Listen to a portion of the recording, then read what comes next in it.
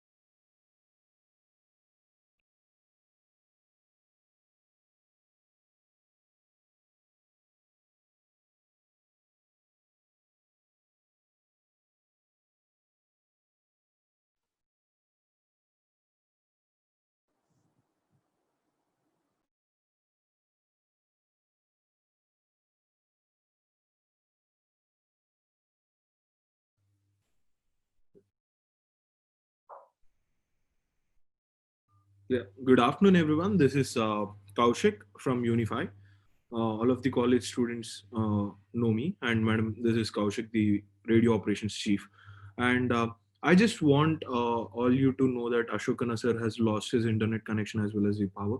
We know, as he was saying in the starting of the call. So, madam, I request you to please continue with the call. I request also the students to put up your messages or whatever the things privately to madam, or you can also send the message here, and madam will be discussing about the doubts and the problems you have.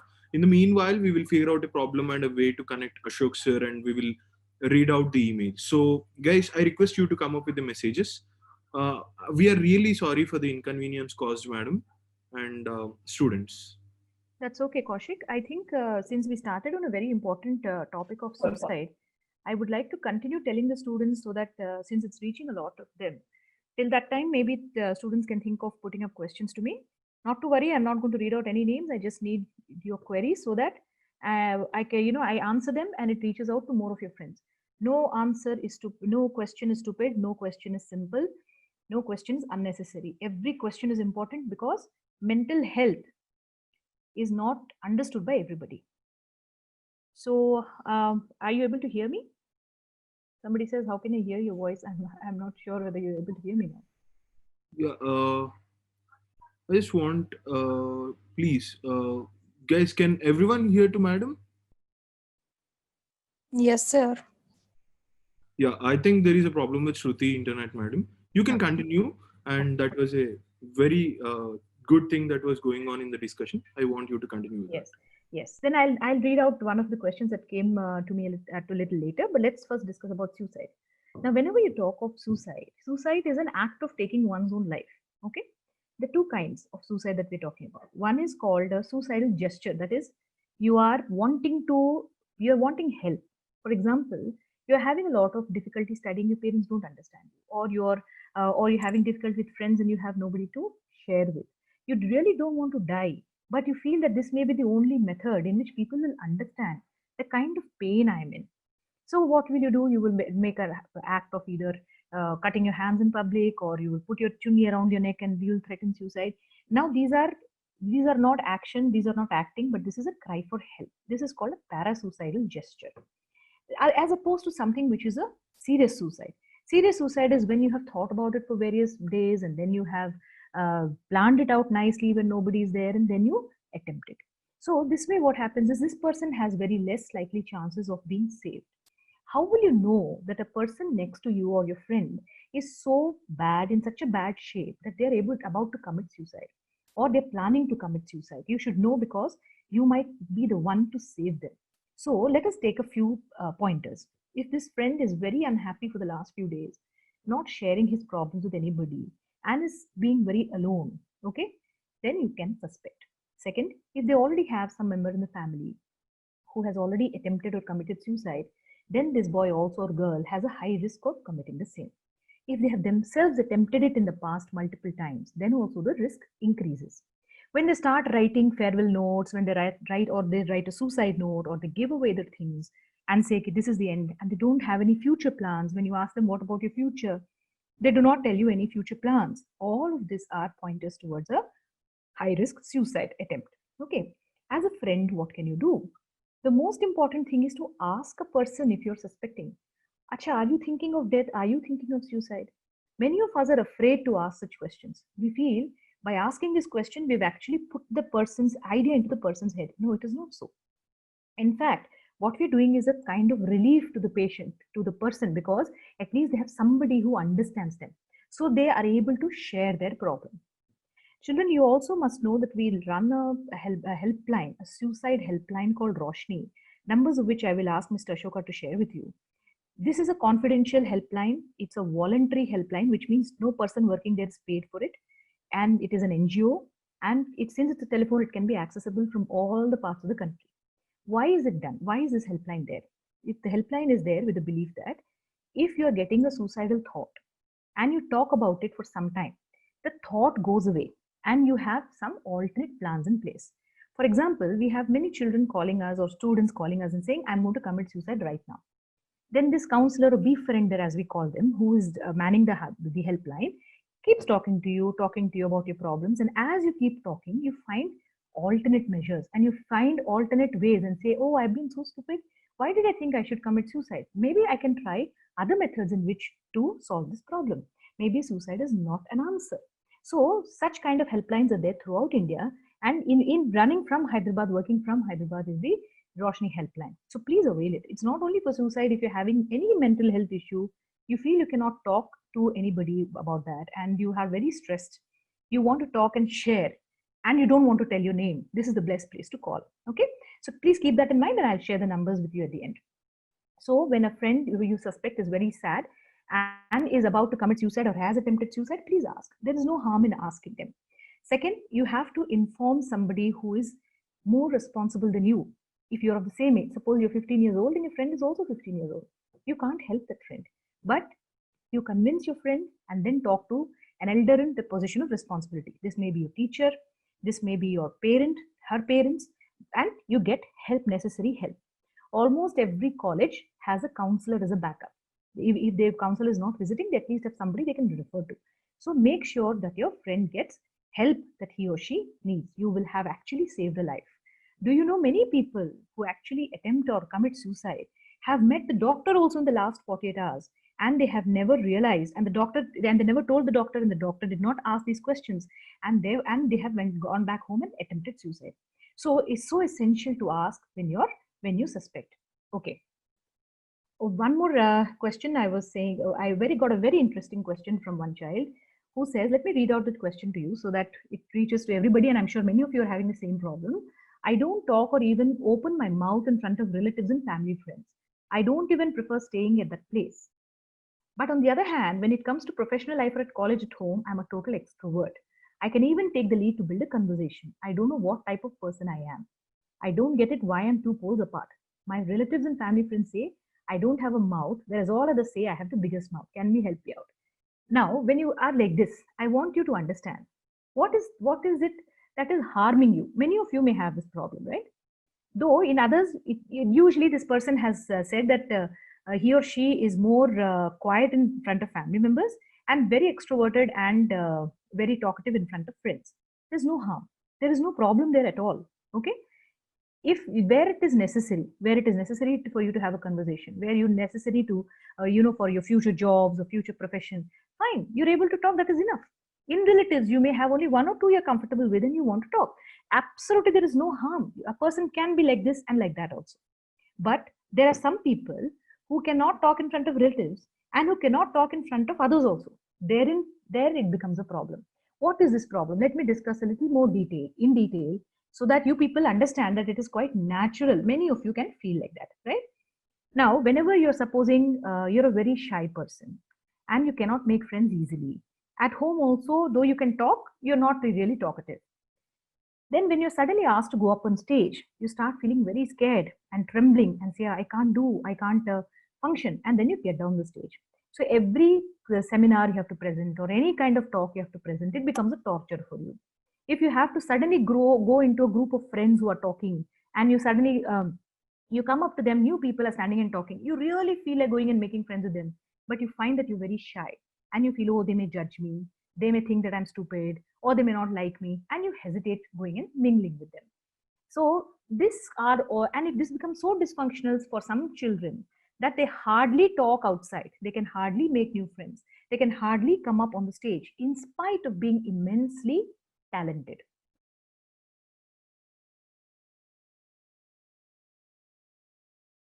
(17, 18) and goes on for a very long period in life.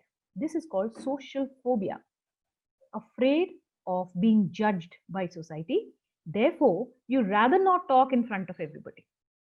So this kind of social phobia, or as we call it, the social anxiety disorder, is quite a common condition, occurs in boys quite frequently, occurs in the late teenage, occurs in girls also, and it is completely treatable.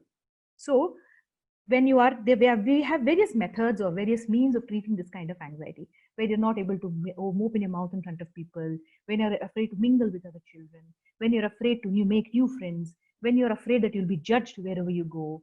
So this can be treated. If it is very severe, we use medicines, but most times it is also done by a process called cognitive behavior therapy, or in common language, it is done by what is called as counseling. So many children go through this. Don't hide this problem. It is a solvable problem. Reach out and you will definitely be helped.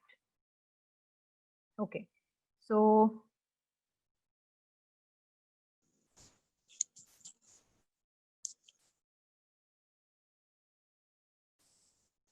should I continue? There are a few other messages. Should I read out? Yes, ma'am. I'm back on the call. Please go. So there's somebody who says, I'm very sad and depressed. There are many problems in my family. Financial problems are there. And I'm not sure whether government will conduct the exams. I want to learn new skills, but I don't know what to do. I feel very sad. I wish I was a boy. At least I would have started something to help my dad. Give me a few advices on my career and motivate me. I had a virtual friend with whom I was very close, and just before the pandemic, we had a fight and we broke up. I know virtual relationships aren't real, but still, we were too open and real with each other. I was shocked when my friend said of ending one day. Okay, so for this child, so many problems came at once. It is very common. I'm sure many of you also have had similar problems where breaking up with a close friend has happened, family financial issues have happened, not being able to study properly and therefore having backlogs have happened, what to do next, everything is in a dilemma. So for all of you, let's understand how to solve when you are surrounded by problems. All of us are surrounded by problems now, right? We can't go out, we don't know what is happening to our jobs, what is going to happen to our exams. So let us categorize our stress or these problems into two categories. One which I can change and one where I cannot change. So let us talk about the ones we cannot change in this case. Can she do anything about the family finances? She cannot, because I suppose she's still a student who is not working yet. So she can't do much now. So is there any point in worrying? No. But what is the thing that, what was the problem in this which she could have changed? She could have changed her what was the other thing she said about the studies, where she said that I have 2 backlogs. So instead of focusing energies on conditions that you cannot change, divert all your energies into the things that you can change.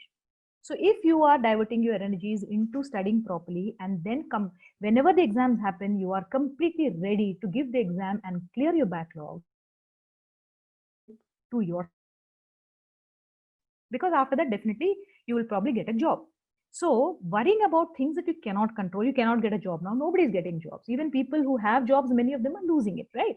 So about worrying about your father's finances or about your inability to get a job to help him, I rather you focused all these energies into studying hard to overcome your backlogs. Because if worrying helps solve problems, I think you should keep worrying. But worrying has helped never nobody. It does not, your worrying will not solve your financial issues, your worrying will not get you job. But if you worry enough and study hard enough, your backlogs will definitely be cleared. So focus on the things that you can change. And about this friend, virtual friendships are also quite real sometimes. People can be very good friends online also. And every breakup is hurtful. If a friend is suddenly stop talking to you, it is going to hurt. But it is going to hurt for some time, but you'll have to learn to overcome it also. No relationship should define you completely, right? Friendships, relationships form a little part of you. There's a lot to you. There's a lot to you as a human being. You have so many relations. You're a daughter, you're a sister, you are somebody's cousin, you're somebody's granddaughter. All these relations love you. So focus on the relations who love you rather than on the focus on the relations which are not working out. I'm sure with time, either this friendship itself will solve, or maybe with time you'll form new friends and you'll feel better. However, after all of this, you're not still feeling well and still feeling sad, please reach out to us and we'll help you.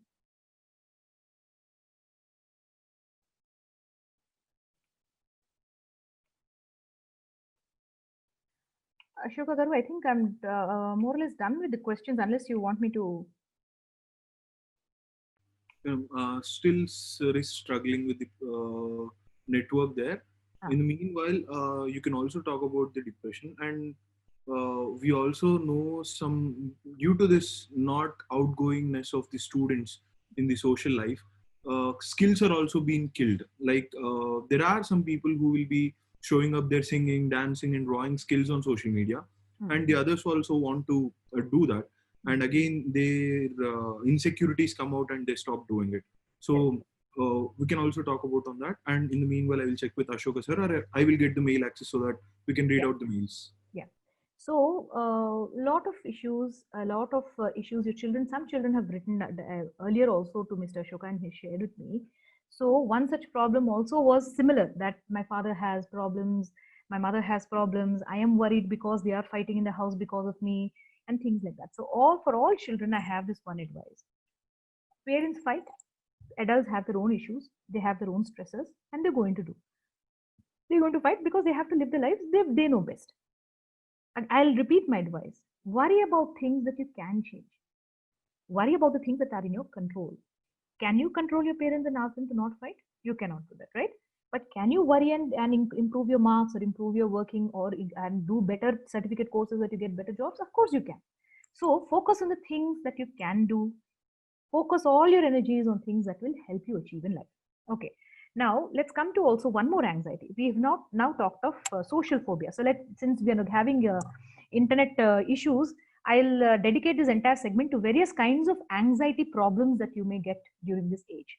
So I'm presuming that most of you who are logged in are between the ages of 15 and above. So we've talked of social phobia, where you're afraid to open up in a group of friends or talk to them and feel very shy, and this impairs a lot of your functionality. There is another thing, there's another kind of anxiety where a person has something called a panic attack. Again, this can start at this age. What is this panic attacks? They will suddenly get palpitation of the heart. Palpitations means heartbeat will increase. They will get sweating. Their hands and legs will go cold. They will feel urgently they have to go to the toilet. Okay, they will feel I'm going to die. I have to open all the windows. Otherwise, fresh air will not come in and I cannot take a deep breath. They feel their chest has been compressed and it's feeling very heavy. This will last for about 5 to 10 minutes, so severe that they are not able, they feel that they're really gotten a heart attack. This is what we call as a panic attack. What is a panic attack? An extreme form of anxiety. I'm sure many of you, just before an exam, may have felt this the night before, especially if you've not slept the entire night when you were supposed to study. And when you're supposed to be sleeping, you spend the entire night studying, you feel you're not properly prepared. This kind of attack can come. Okay? It can happen when you're sleeping, it can happen when you're awake, and it can happen when you're about to deliver a lecture in a class. It can happen when you are partying with your friends. So it can happen unexpectedly many times. So when it continuously occurs, each time it lasts only for 5 minutes, but that 5 minutes is so bad that the person becomes completely exhausted, wrung out by the time the episode is over. And every time it is over, they will start worrying that, will I get another attack again? Am I going to suffer this again? As a result, what will they do? They will stop going outside. They will not go anywhere without their friends. They will not go to a movie. They'll feel, if I sit in a movie hall and if I get this kind of attack, who's going to help me? Okay. So they stop going to the movie. They will stop going to the market. They will stop going to any exhibition. So this child or adult is ultimately bound to the house and prefers to stay indoors where they are safe. Even staying indoors, they'll want somebody with them who can protect them. So this is a typical presentation. It can happen in various ways, but this is one particular, this entire episode or entire disease process is called a panic disorder. Like that was a social phobia, this is called a panic disorder. If you or anybody close to you suffers from this, please understand it's a treatable condition. It is nothing to do with the heart, but of course, every time you get this attack, the first time at least we send you to a cardiologist to ensure that your heart is safe, okay, and rule out other conditions which may be causing it, and then we treat you for the panic disorder. I have so many patients your age, 17, 18, 19, who have felt that they are going to die because of getting a heart attack, or whether they are not able to function properly because they're getting these attacks. They stop going to college because they're afraid they might get an attack on the way, and slowly they become homebound. Such children are absolutely treatable. We treat them with both medicine as well as with counseling. Okay, so I hope I'm clear. We have talked of two kinds of anxiety disorders here. One, which is a social anxiety, where person is afraid of social situations only, and another is an anxiety which comes as an attack, doesn't have any rhyme or reason why it's happening, but it keeps on coming. This is called a panic disorder. Both of them are biological conditions, which means some chemical in the brain is not functioning properly, some wiring in the brain is not connected properly. Because of this disconnect, these kind of symptoms can happen. Neither of them is called pagal or mad. It is simply an anxiety disorder, which is completely treatable. Okay. So I have another question. Let me read out to you. I always feel anxious when I have to start a work, though I know that I can do it. I feel anxious. I'm sure many of you have that, isn't it? Performance anxiety. You get person who's doing badly will be feeling anxious that I will not get good marks, or a person who's doing very well will always feel anxious that I am not going to get 100 on 100 like I did last time. Kuch bhi karo pareshani. Either you get less marks, you are anxious. If you're getting more marks also, you are anxious. Does everybody feel like that? No. Only some people who are prone to anxiety will feel like that. If you ask me, blessed are those people jinko koi farak nahi padta. Marks aaya, theek hai, I studied, I got my mark, that's fine. Let's face the next exam. Okay, these are lucky people because they will face everything in life like that only. Everything is a challenge. Okay, let me take up the challenge and do it. Not too much anxiety is involved there. Okay, so but is being too laid back and cool also a good thing? No, that also is not a good thing. So anxiety should be there to an extent that it increases your performance. That is the good part of anxiety. Thoda dar zaruri hai. Okay, once you are a little afraid, a little anxious, you will study more, you'll concentrate more. Oh my God, I have 4 chapters left for tomorrow's exam. I have not studied. So let me study a little more. Karke, that anxiety that you feel, no? And because of which you are able to complete those 4 chapters before the exam. This is good. This kind of stress is necessary in life to function. If you're totally bindas and say, koi fark nahi padta, that 4 chapters, there will be no marks, no questions will come, man. Forget it. Then you will not be able, you will not study. If all the questions are from the 4 chapters, you'll fail also. So completely laid back is not good. Little bit of anxiety is good. But if that anxiety increases to an extent that you are not able to finish those 4 chapters, you're reading that chapter, reading again. All those lines you're reading, nothing is getting into your head. Why? Because head is full of anxiety. तो पढ़ाई कहाँ से जाएगा? There is no more place for your studies to get into your head, right? That is bad anxiety. So whenever anxiety is interfering in your ability to function properly, you're a singer, okay? Thoda bahut anxiety se you'll do a very good performance. That is very good. But if your anxiety is so much that you go there and your voice starts to tremble or you forget the lyrics, then it is bad anxiety. So if your functionality increases because of anxiety, that much is enough. If you're feeling just that much, no problem at all. Okay, that means it's increasing your performance. But if you're feeling anxiety to an extent where your performance is reducing and you're not able to perform, that is the time when you have to stand back and ask yourself, why am I so anxious? Is this good anxiety or bad anxiety? Then now my anxiety has become so bad that I cannot function.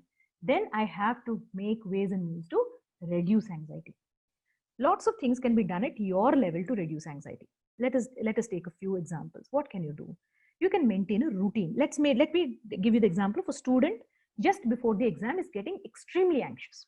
So in order to avoid that, you have to plan in advance. Okay? Achanak say you cannot control your anxiety just before the exam. So plan in advance in such a way that you have been doing all your revisions comfortably till the day of exam.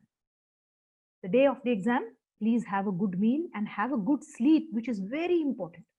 When you sleep well, your memory also functions better the next morning.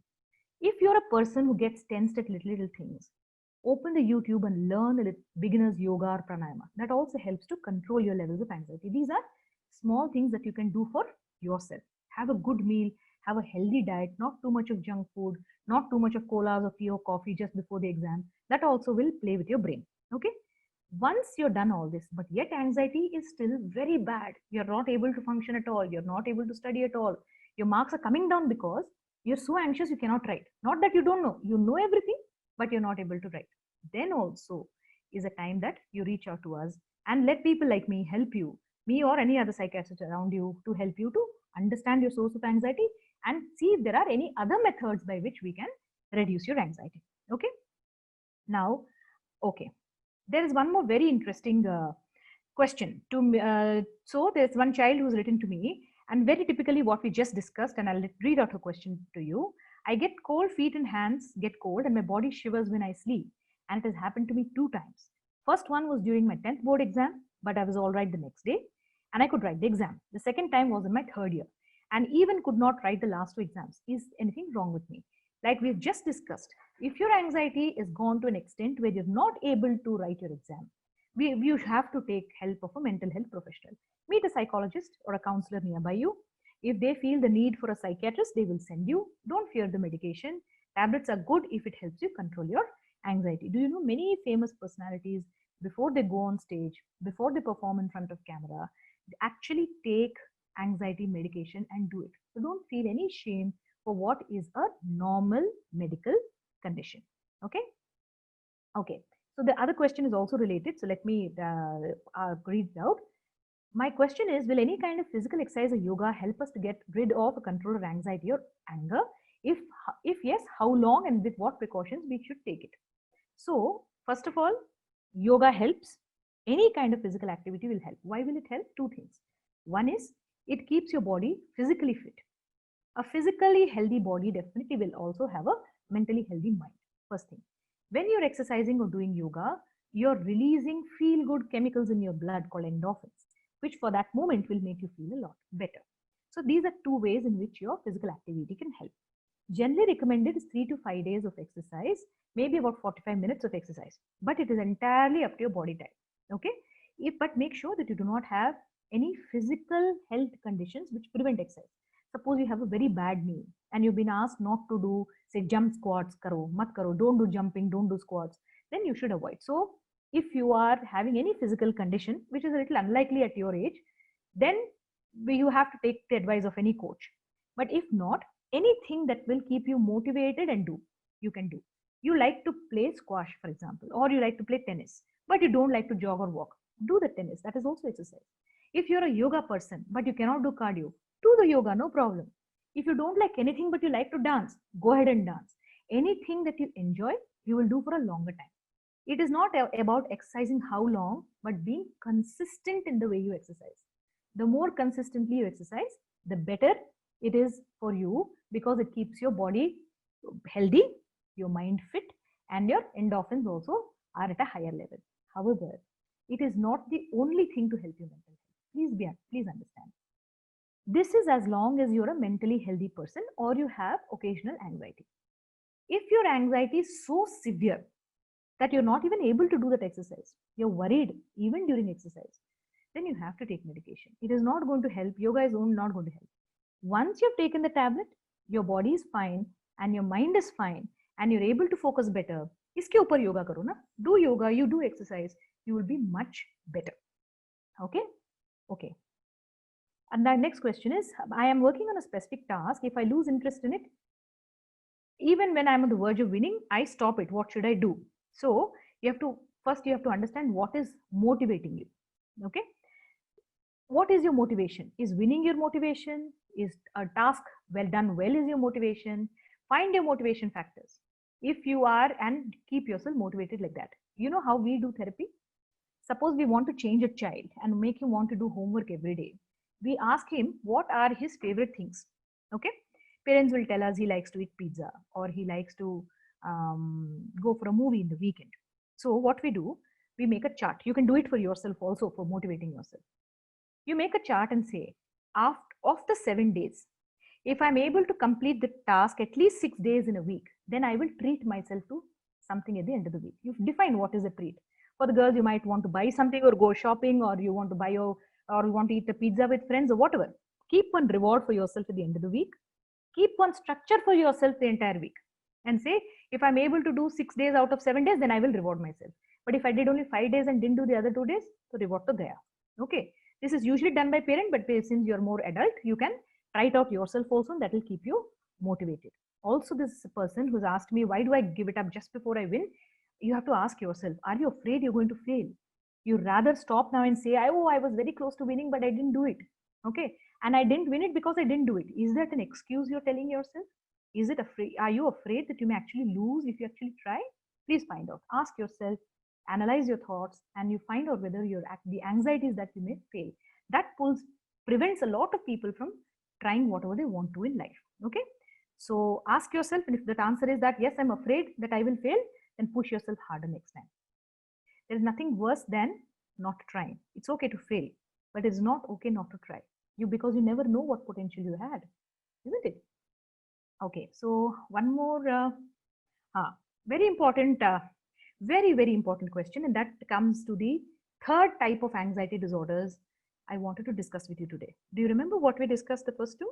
First was social anxiety or social phobia, where you're afraid to talk to other people or in a public. Then was panic disorders, where you, without any reason, you got cold hands and feet, especially before exams. Okay, that was a panic disorder. And finally, I want to talk to you about something called an obsessive compulsive disorder. This is also an anxiety disorder, and this question is completely to do that. Ma'am, I have so many thoughts in my head, that negative thoughts, it is like I'm a person fighting my own thoughts by myself. So what does this person say? I have so many thoughts in my head. I don't want these thoughts, but they keep coming to me, and I feel I'm always fighting with myself. This is a typical example of what we call as an obsessive compulsive disorder. Now let us understand what it is. It has two parts. One is obsession and one is compulsion. What is an obsession? When you get repetitive thoughts, you know these thoughts are of no use. You know that these thoughts are not going to help you at all, yet you're not able to control these thoughts. Okay. For example, I get a thought that my hands are dirty and I need to wash my hands. So what I do, I'll go and wash. Naturally, I'll wash it once and come back. After 10 minutes, again, I get this thought that my hands are dirty. Again, I will go and wash. Again, after 10 minutes, I get this thought. So in the entire day, possibly I'm spending 7 to 8 hours simply washing my hands again and again. I know it is not necessary. I know that what I'm doing is wrong. I know people are laughing at me. But if I stop washing my hands, my anxiety levels will peak and I will feel extremely scared. This is called an obsession. And you wash your hands is called a compulsion. Okay. Other children can get it like, did I switch off the gas? Is the front door locked? Should I go and check? So you go once and check. You find that the door is locked. You come back after 10 minutes, the same thought comes. You again have to go and check. Again, you come back. Like this, you do it 3, 4, 5, 6 times till you're satisfied that the door is locked or not. Okay? Let me give you an example of a child who had come to me, a teenager who was working in a bookstore. His thought was, whenever I leave the store will catch fire. He has no basis for thinking like that. Okay? So what would he do? This was before the era of cell phones. Okay? So what would he do? He would go out, he would lock up the store. He was the last person. He used to work there. He used to lock and take the keys with him. He used to walk up to the bus stop. By the time he walked to the bus stop, he would come back 3 times to check whether the store was locked or not. So, and he will go home invariably. And from home, he will continuously call the landline of the store. Why would he call? His thought was, if the landline is ringing, that means the store is still standing and there is no fire. So whole night he would not sleep and he will keep on ringing. So do you understand what I'm trying to tell you? There are a lot of negative thoughts, all stupid, unreasonable thoughts. Makes no sense to you, to others also, and to you also. You also know it is nonsense. Okay, yet you cannot stop yourself. And therefore, what you're doing is fighting a battle with yourself. All the time you want to get rid of the thoughts, but you don't know how to get rid. This is called an obsessive compulsive disorder. Very commonly it starts at your age and definitely needs treatment. Very treatable. You know what is the average time a child comes to us saying that they have obsessive compulsive disorder or they suffered? It is 10 years. 10 years they would have suffered without telling anybody because they find it is so ridiculous to have such kind of symptoms. They find it shameful to have such kind of symptoms and they do not tell anybody. They keep on suffering, and then one day after 10 years or 20 years, they can't bear it anymore, and that is the time they'll burst out, tell other people, and that is the time they got to us. So much precious time is lost, isn't it? So many nerves which in the brain which could have been treated in the early stages and set properly, we no longer have time to do that. Now we have to give high dose of medication, we have to give for longer time, and so many things will happen, right? So if you're finding any symptoms which are not normal or out of the ordinary, there is no harm in reaching out to ask, ma'am, are they normal or are they abnormal? And if they're abnormal, what can I do about it? There's no harm in asking. Please have no shame. If you know how common is obsessive compulsive disorder, if there are 10 people in the room, at least 1 or 2 will definitely have it. It's as common, but since nobody shares, nobody knows that the other person is suffering. So please keep that in mind. Okay? Okay, we have a few more messages. Let me read out here and see.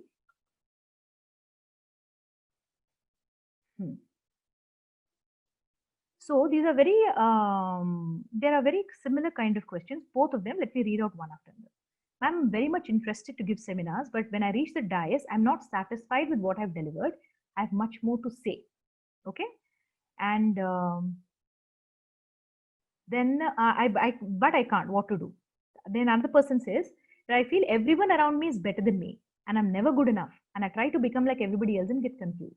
I feel like everyone hates me and I know deep down I'm overthinking and it isn't true, but I still can't put these negative thoughts out of my head. So let's cut these two and then another very interesting question. I will do that also. So both I think I've already answered, but let me just go back to it again. Whenever you are on whenever you're giving a presentation, you have to analyze, why are you not satisfied? Did you get nervous and could not do it properly? Were you not satisfied with the content of what you've spoken, or was your time not enough? If that other two is very simple, you don't even need a doctor to tell you. If it is because of the content or the time, you time yourself, practice and re-practice before you give the lecture. So you'll feel better. But if it is because you're feeling anxious, then do a little breathing exercises before you go onto the stage. Tell yourself, I know about this subject more than anybody else sitting in the hall. So anybody, because I have read the maximum about it here, this is the way I do it myself just many times. I know the maximum here. Nobody else knows better than me because I have studied, I've spent so many hours doing research on this topic. So I will know better than anybody. There is no harm. And another thing you have to tell yourself, suppose I can't answer a question. What happens if I'm cross-questioned or I didn't do a good presentation and I'm told that, you could do better, or that they ask me a question I could not answer? What will happen? You only say, okay, thank you. I'll read it and get back to you. There's no harm in saying that I don't know. There's no shame in saying I don't know. It makes you a better and a bigger person, that you're able to accept, go back, rectify and come. And in the long run, you're going to become an excellent speaker because you know where your faults lie. Then the other question which says that, I'm not able to, I feel nobody likes me. Are you going through social phobia? You have to ask yourself. Are you so conscious in front of people? You feel people don't like me, therefore I cannot open up, I cannot talk to people. You're being anxious. Please reach out to us. It is not normal to think like that. Why would you not be liked? Every person has their own specialities. You are as special as your neighbor. You're as special as your friend. Their friend may have certain qualities which you may not have, but you are a unique person. You have a lot of qualities which nobody else has. My suggestion, go back home today, write a list of your goods and bad qualities, see which is winning. Okay, and if in your list your good qualities have won and you're getting far more good qualities than bad, tell yourself I am happy with myself. Okay, but if you find that you're not able to think any good of yourself, sirf bad hi bad likh rahe ho, nothing good is coming out, then definitely your thought process needs to be restructured. You need to meet a counselor, and then if necessary the counselor will send you to a psychiatrist like me. Okay, to the next question. Good afternoon, ma'am. Thanks for your concern. We are strengthened emotionally with your words. Whatever I love does not stay with me, whether it be my dog or a person I like. I'm good at studies, have a good family, but these setbacks upset me. As an introvert, I can't express my feelings. Okay, so let us consider this person to. Is it true that only you lose things that you love? Don't we all lose things we love? All of us do. Okay. We all have pets we have loved. We all have relatives we have loved. We all have friends and more than friends whom we have loved and lost. That is the way life is, isn't it? For you, it is, you're a good student. You say you come from a good family, and you are, you have so many good things happening for you. So it is, when you look around all the people that you love and are still staying with you. You may lose things that you love. Pets die, ma. Pets die. They have a 7-year lifespan, 10 years lifespan. We have a 65-year-old lifespan. So the pets are going to die in front of us, and we're going to have multiple pets in our lives. So that doesn't mean that everything I love is got taken away from me. You learn to live with the losses. You learn to appreciate what is around you. You also have written that I'm an introvert and I cannot express my feelings. So if you're not able to express it to another person, like I told you in the beginning of this talk, express it to a diary. Talk to a diary. Talk to a virtual friend. You make a virtual diary or a hard copy and write your feelings there. It's a very good outlet for your emotions. In the long run, hopefully you will have a steady friend or a spouse who you'll be able to share with, and that will make your burden a lot easier. Have you ever thought maybe one of your parents also could be a very good friend if you shared with them? So if you feel your wavelength is matching and your parents are understanding, try and express your feelings to them also. It might help you. Okay. Okay, so this is a very interesting question. It says, I think brain has such a complex mechanism and every machine has its own operational manual. Can you please discuss about how to control our mind and reprogram it as we wish? I wish it was so simple. It's so simple. It's a very, very interesting question, and I wonder if you're an engineer actually. So brain, only God has the operation manual. We don't have. We are still in the process of discovering how the brain works. You may want to read up books on various genetics or of psychiatry or mental disorders, or neurological disorders, where you will know the various interactions between various genetic factors, the environmental factors that play a role in the brain. So there is no one rule that applies to all. There are, however, therapies which are called cognitive restructuring or cognitive behavior therapy, where they will allow you to re-understand your negative thoughts and therefore change it. Now, let me give you a small example of what I mean by that. There was this gentleman who came to me and said, ma'am, I always have a lot of difficulty relaxing because whenever I relax, I hear my father's voice in my head that you're a useless fellow, you're not doing what you should be doing, and you're wasting your time. So I asked him, tell me a little about your father. So he says, my dad was very, very strict, and every time I sat down to study, if I lifted my head after 10 hours also, he would scold me with these words. So these days, whenever I relax, I did a lot of work online, I finished all my work and I'm just beginning to relax, my anxiety starts and my father's voice keeps on going on in my head. This was an ideal candidate for restructuring his brain. He said, I went to the mall. When I came out, I saw that one of my the car tires was punctured. Then also I started cursing myself, useless fellow, you don't even know how to drive a car. What can anybody do? Tires punctured to hote hai, gaadiyan kharab hoti hai. But in his head, he was responsible for everything negative. So we helped him with cognitive behavior therapy to reanalyze his thoughts, And he then later learned to think that, chalo, things happen to everybody. These kind of things happen, doesn't matter. Okay, things will change, and I am not responsible for everything. And that helped him to relax to a very large extent. So this kind of reprogramming I can help you with, but operation manuals and all are beyond my capacity. Okay. Then there's one more very interesting question which we should discuss. I think after that Ashoka sir will have to tell us whether to continue. I can't concentrate after a certain point of time in class. I feel if I sit like that for just one more minute, I'm going to suffer. How to deal with it? I'm interested in it, but I cannot sit and listen for more than 40 minutes. 40 minutes is a very long time, my friend. There's no harm in if you're able to sit and listen for 40 minutes, it's a very big thing. Okay, some people cannot even sit for 10 minutes. So don't beat yourself up for that. But your question has given us a very good direction to answer one more question. One more disorder that all of you should be aware about is called an attention deficit hyperactivity disorder. Do you know what it is? Attention deficit means unable to pay attention for a long time. Hyperactivity means unable to sit at one place for a long time.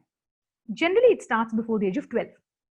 So by the time you're in class 3, 4, lots of complaints go to your parents saying that this child is not sitting in one place in class. He's daydreaming in class, or he or she's daydreaming in class. When everybody else in the class is sitting, you're cracking jokes, you're poking at your friends. I'm sure 1 or 2 fellows in your class will be like that. Teachers turn towards the blackboard and you're running around in the class. So, and so much so that you're actually not able to help yourself. Okay. And when you're trying to study, you'll find so many thoughts coming into your head, or you're drifting into another direction, you're daydreaming. So a lecture ho gaya, and you realize that you've heard only 10 minutes of it. The rest 30 minutes has gone off in a dream. And if it happens very frequently, so much so that you're starting to lose marks and you're not able to function properly. You're a brilliant student, but it is not coming out on paper because you're not able to pay enough attention even to solve the paper or solve the exam question. Then you may be suffering from attention deficit hyperactivity disorder. Also treatable, should have been treated very early in childhood, but it's not jab jago tabhi savera. So whenever you feel the need and you feel you may be having ADHD, please contact your doctor. This is a medical condition which needs to be treated. Do you know, I had a 20-year-old coming up with his father and said, doctor, from the last 10 years, I'm telling them I have a problem, that I'm not able to focus in class. I'm not able to sit still. My parents are not agreeing. I feel I have ADHD. Can you assess me and tell me whether it is true? We did an assessment, found out it would be true, treated him. Now he finished his MBA. Now he's working in a very good MNC. Okay. So, like I said, no harm. It is your generation which has to come out and tell us, look, I have problems and I need help. There is no harm. There is no harm. You are the smart generation and you will raise better children than we did, is what I feel. Okay. So I am asked to conclude after this question. So I hope all of you, I've been able to, there are a lot of other questions also, which what I feel is I will give you I'll ask Mr. Ashoka to give my personal email ID to you people also. If you would like, write to me and I will try my best to answer your questions to whichever way possible, because 1 hour is a very short time to answer most of your queries. And I see many of them which need a lot more detailed answers from me, but we don't have the time. Okay. I hope I've reached out to many of you. I hope I have made it easier to understand what you're suffering from or what your friends or relatives are suffering from. We are there to help you. We are there to guide you. We are there to listen to you, but you have to reach out. I can't do that for you. So please reach out, seek help. Your mind is much as a part of you as your body is. And if it is suffering, there is something medically wrong in the brain. Get it treated like any other part of the body and lead a happy life. Okay? Thank you.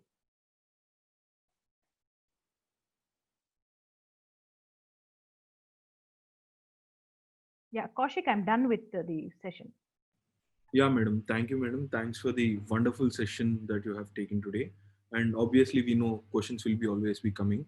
And I think all of them are some way or the other related, which you have explained in the session in the continuous way. So thank you guys. Thanks for attending the session, and we can end the session now.